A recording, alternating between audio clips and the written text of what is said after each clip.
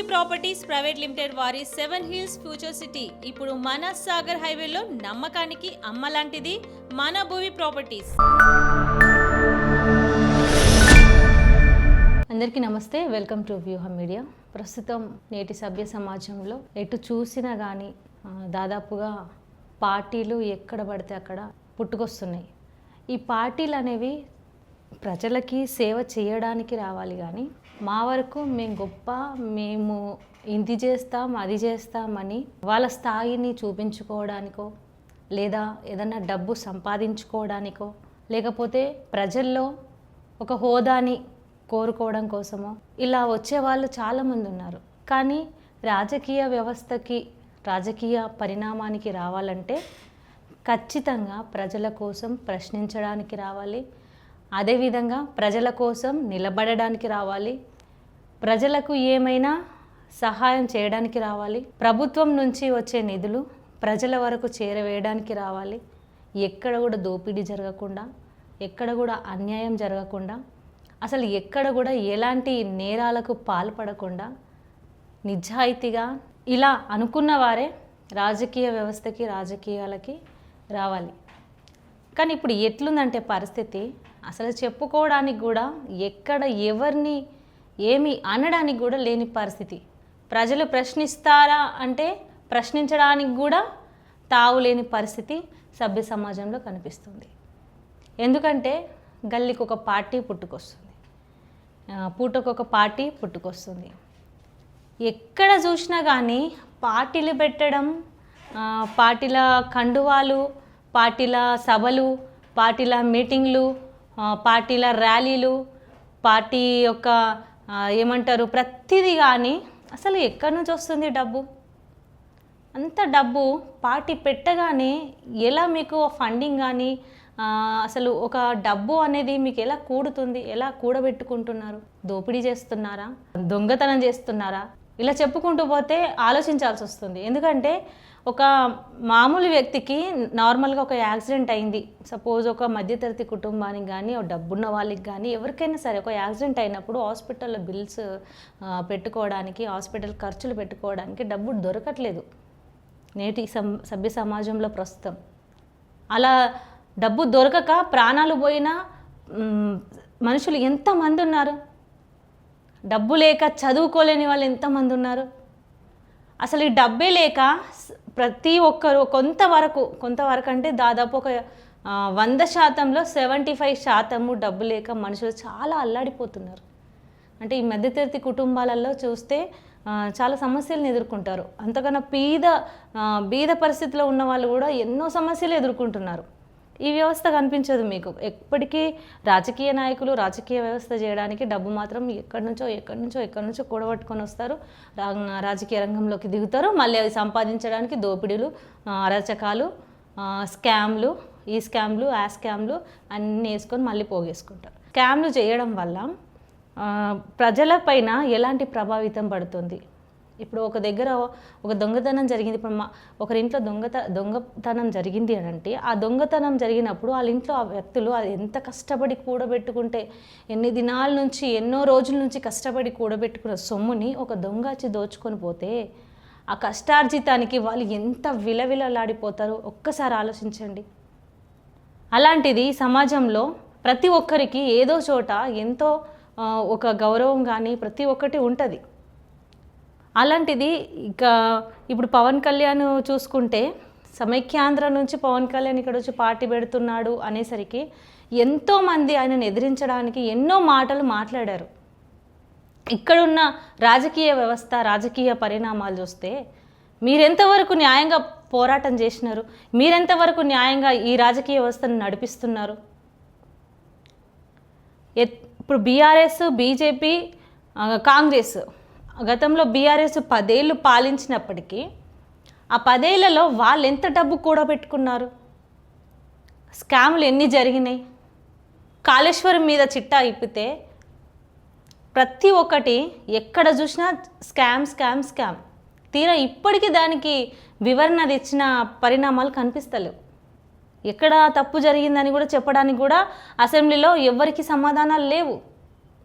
ఎంతసేపు ఆ పేపర్లు పట్టుకొచ్చుకుంటారు, మాది ఇలా జరిగింది, మా హయాంలో ఇలా చేసాము, మా హయాంలో ఇలా ఉంది అని చెప్పేసి మస్తు స్పీచ్ ఇస్తారంటే జబర్దస్త్ స్పీచ్లు బాగా ఇస్తారు అసెంబ్లీ సమావేశాల్లో. కొంతవరకు కరెక్ట్గా ఉన్నా మళ్ళీ దాన్ని ఏదో రకంగా మళ్ళీ మభ్యపెట్టే ప్రయత్నాలు కూడా జరుగుతాయి రాజకీయ వ్యవస్థలో. ప్రస్తుతం అయితే పవన్ కళ్యాణ్ ఇప్పుడు రాజకీయ పరిణామాల్లోకి, అది తెలంగాణ రాజకీయాల్లోకి ఎంట్రీ అవుతున్నాడు అనగానే దాదాపుగా ప్రతి ఒక్క పార్టీ నాయకులు ఉవ్వెత్తున లేసి మాట్లాడుతున్నారు. ఇప్పుడు ఎవరో ఒక వ్యక్తి, suppose deputy CM Pawan Kalyan garu అక్కడ నుంచి వచ్చి పార్టీ పెడుతున్నాడు అనగానే మీ పౌరుషం వచ్చింది, అన్నీ వచ్చినాయి, అన్నీ మాట్లాడుతున్నారు. ఇక్కడున్న సామాన్య ప్రజలకి ఎన్ని విధాల నష్టాలు జరుగుతున్నాయి, ఎన్ని విధాల కష్టాలు జరుగుతున్నాయి. మొన్న జరిగిన 4 పెద్ద కేసులు అసలు పక్కన పెట్టేశారు. 4 పెద్ద కేసులు, మర్డర్ కేసులు జరిగాయి, అలాగే స్కామ్ కేసులు జరిగాయి. వాటి మీద ఏ రోజు ప్రెస్ మీట్ పెట్టలేదు, మాట్లాడలేదు. అసలు అలాంటి వాటికి అసలు ఇన్వాల్వ్మెంట్ ఉండదు. అంటే రాజకీయ పరిణామానికి ఎవరైనా అడ్డొస్తే ఎంబడే రియాక్షన్ అవుతారు, అంటే ఎంబటే స్పందిస్తారు.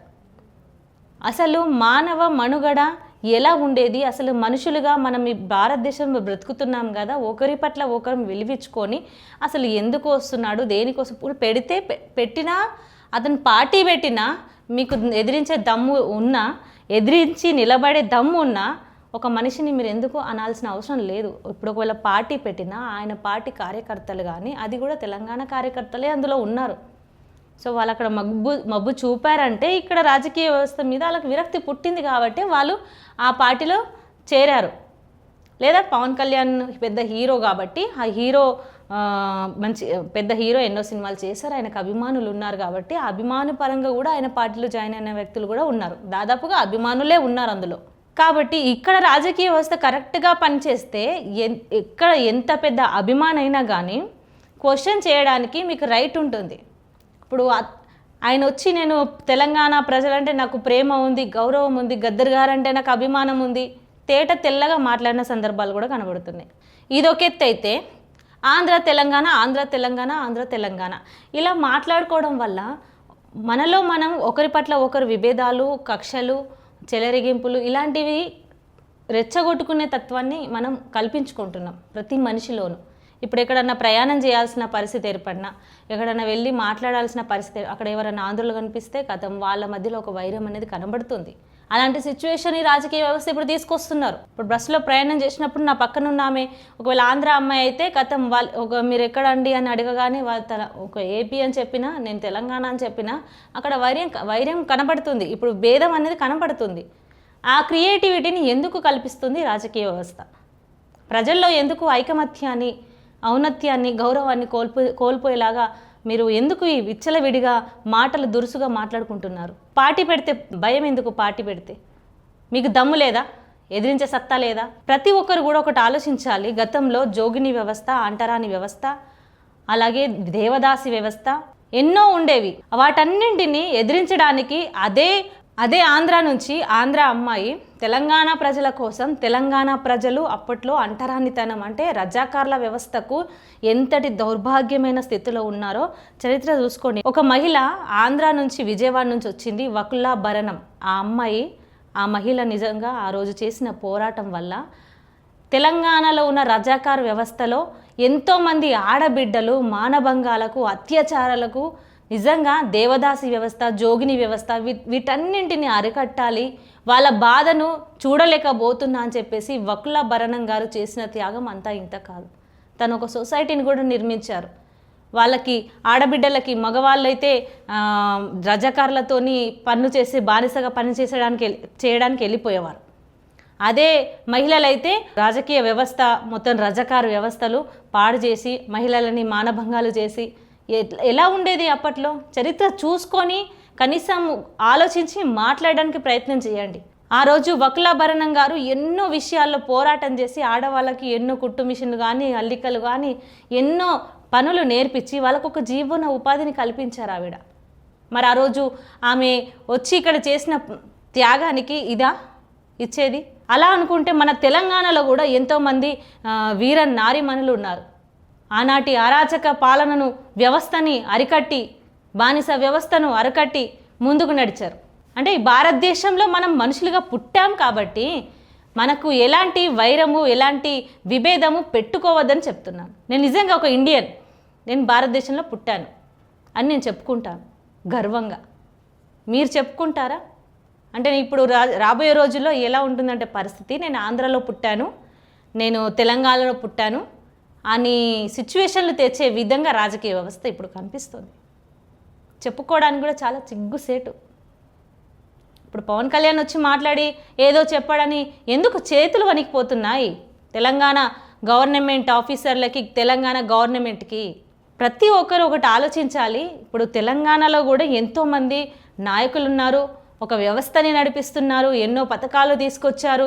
ప్రతి దాంట్లో ఇప్పుడు సీఎం రేవంత్ రెడ్డి కూడా హైడ్రా విషయంలో కానీ ముందంజు దశలో ఆలోచించి చేస్తున్నాడు. కొంతవరకు హైడ్రా చాలా మంచి మంచి వ్యవస్థనే. ఎందుకంటే గతంలో నాలాలు కానీ అన్ని కబ్జాకు గురైనాయి. వాటిలో ఇప్పుడు ఇల్లు కట్టడం వల్ల మనకి ఉన్న చెరువులు కుంటలు అన్నీ మాయమైపోయినాయి. కాబట్టి అలాంటి వాటిని మనం నిర్మూలించాలని చెప్పేసి హైడ్రాను మంచిగా చేపట్టాడు. కానీ అది కొంత దశగా వాళ్ళు కొంతమంది మధ్యతరగతి వాళ్ళు కూడబెట్టుకొని కట్టుకున్న ఇండ్లు కాబట్టి వాళ్ళు ఎంతో రోధించారు.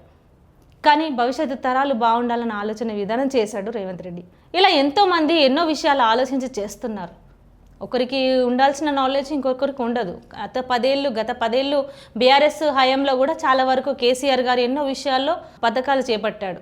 గర్భిణీ స్త్రీలకు ఎంతో ముఖ్యమైనటువంటి ముఖ్య దశలో ఉన్నటువంటి గర్భిణీ స్త్రీలకు అండగా నిలబడ్డాడు కేసీఆర్.